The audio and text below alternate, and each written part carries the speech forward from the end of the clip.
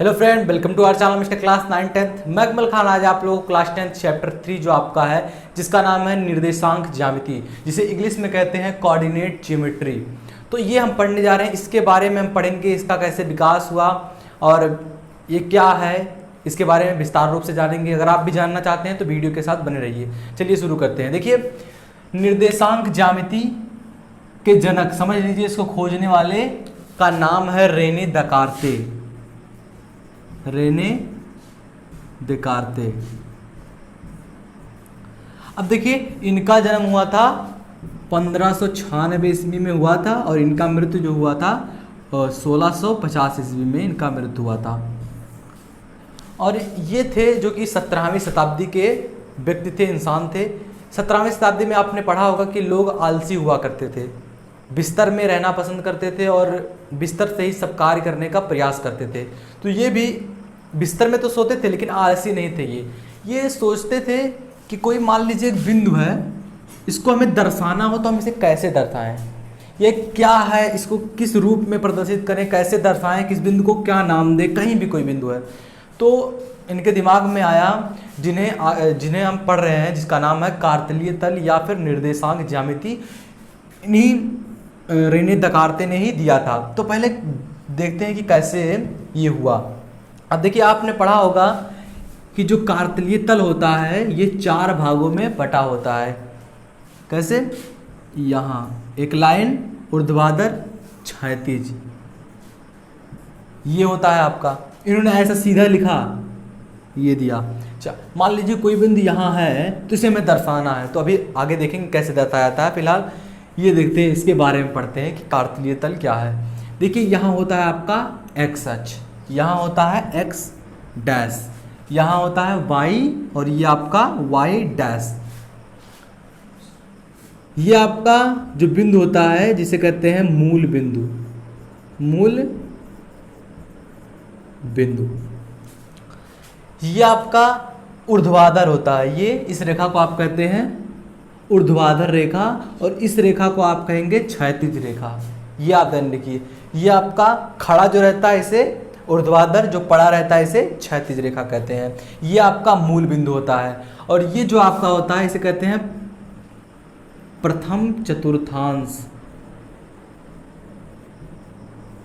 प्रथम चतुर्थांश, ये आपका द्वितीय चतुर्थांश हो जाता है और ये आपका तृतीय चतुर्थांश और ये आपका चतुर्थ चतुर्थांश।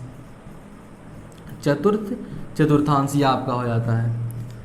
और देखिए, ये जो यक्ष अक्ष वाला होता है इसे आप प्लस से डिनोट करते हैं। यहाँ देखिए, कोई रेखा होता है आपका, कोई रेखा होता है ये, तो यहाँ जो बीच में कोई बिंदु होता है, इसके बाद यहाँ इस बिंदु का नाम 0 होता है। जैसे मान लीजिए इस बिंदु में 0 है और इस साइड यानी कि दाहिने साइड आपका होता है प्लस वाला और बाएं साइड आपका होता है माइनस वाला। ठीक उसी प्रकार से आपका ये जो आपका है कार्तलीय तल, इसमें भी होता है। यहाँ इस साइड प्लस वाले जितने होते हैं सब प्लस वाले और इस साइड जितने होते हैं ये सब होते हैं आपके माइनस वाले होते हैं। इसके बाद इस तरह ये रेखा, इस रेखा को ऐसे लिखेंगे तो ये प्लस वाला पोर्शन हो जाएगा, ये आपका माइनस वाला पोर्शन हो जाएगा।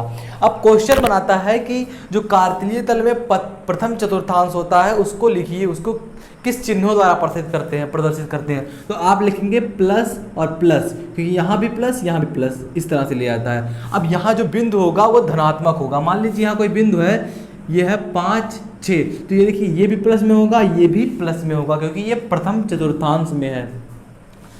द्वितीय चतुर्थांश की बात करते हैं। द्वितीय चतुर्थांश में आपका क्या होगा, पहले यक्ष अक्ष वाला लेते हैं। कोई भी बिंदु लिखते समय पहले यक्ष अक्ष वाला लिखते हैं। यक्ष अक्ष वाला है माइनस, तो माइनस और ये प्लस, यानी कि जो आपका द्वितीय चतुर्थांश के जो धन और ऋण की बात करते हैं, जो बनते हैं संकेत, ये होते हैं धन और ऋण।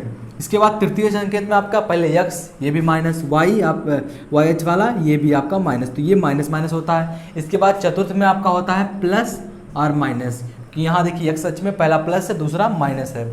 अब देखिए, ये तो आपका हो गया कि 2 रेखाएं होती हैं जो कि आपस में एक दूसरे को काटती हैं। जिस बिंदु पे काटती हैं उसे मूल बिंदु कहते हैं। जो रेखा खड़ी होती है उसे ऊर्ध्वाधर कहते हैं। जो रेखा पड़ी होती है उसे क्षैतिज रेखा कहते हैं, यहाँ x होता है, यहाँ x डैश होता है, y डैश आपका होता है।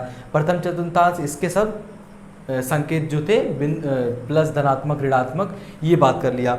इसके बाद हम बात करते हैं कि जैसे आपका कोई बिंदु है, इसको कैसे प्रदर्शित करें कार्तीय तल पर निर्देशांक ज्यामिति में।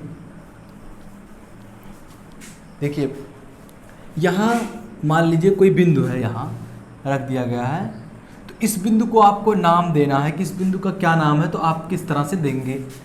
अब देखिए ये आपका पहले 1-1 सेंटीमीटर पे आप जो ग्राफ वाली बुक लाएंगे तो वहाँ दिखाया जाता है 1-1 सेंटीमीटर पे खाना बना रहता है। एक को ये बना लिया हमने, अब 1 2 3 4 5 इसका नाम लिखते हैं 1 2 3 4 3 4 5 6। अब देखिए यहाँ प्लस वाला है तो प्लस के साथ नहीं लिखते हैं, प्लस वैसे रहने देते हैं। अब यहाँ देखिए यहाँ भी कुछ इस तरीके से कर लिया हमने 1 2 3 4 5 6। अब देखिए इस बिंदु को मान लीजिए, इस बिंदु को आपको दर्शाना हो यहाँ कि इस बिंदु का क्या नाम है, तो रेने देकार्ते ने सोचा कि इस बिंदु का क्या नाम रख दिया जाए, कहाँ हो सकता है।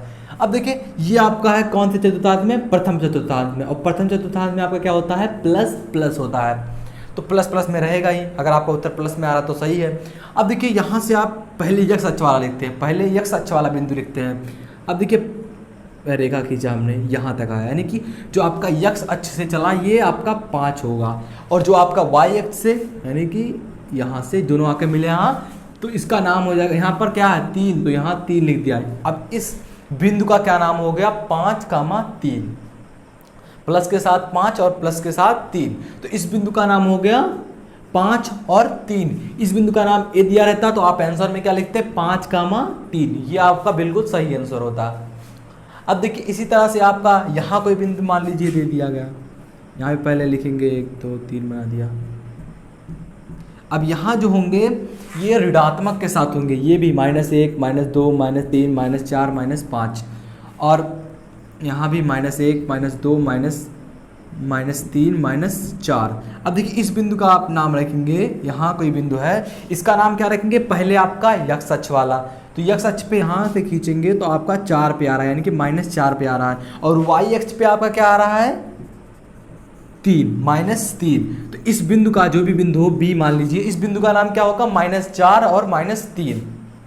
इस तरह से आप ज्ञात करते हैं। और यहाँ सपोज दैट मान लीजिए कोई बिंदु है यहाँ, तब इसका नाम आप क्या रखेंगे, देखिए पहले देखते हैं यक्ष अक्ष पे कितना ये चला, यक्ष अक्ष पे कितना चला, कुछ नहीं, यानी कि 0, तो पहले यक्ष अक्ष वाला लिखेंगे, तो यक्ष अक्ष पे कुछ नहीं चला यानी कि 0। अब देखिए वाई अक्ष पे कितना चला, -3, यहाँ देखिए -3, तो यहाँ लिखेंगे आप -3, यानी कि 0, -3। तो इस तरह से जो बिंदुएं होती हैं इन्हें डिनोट करते हैं, दर्शाते हैं। ये आपका ज्यामितीय है, कक्षा 9 का ये सिलेबस है, जिससे कि इतने में अगर आप जानते हैं इतना, तो आप जितना चैप्टर आपका 3.1, 3.2, 3.3 पूरा हल है। अगर वीडियो पसंद आया तो लाइक करें, यदि आप हमारे चैनल पर नए आए तो प्लीज़ चैनल को सब्सक्राइब करिए, बेल आइकन को हिट करिए। मिलते हैं आपसे अगले वीडियो में, तब तक के लिए जय हिंद जय भारत। सारा अंड बंड सवाल दे देते हैं।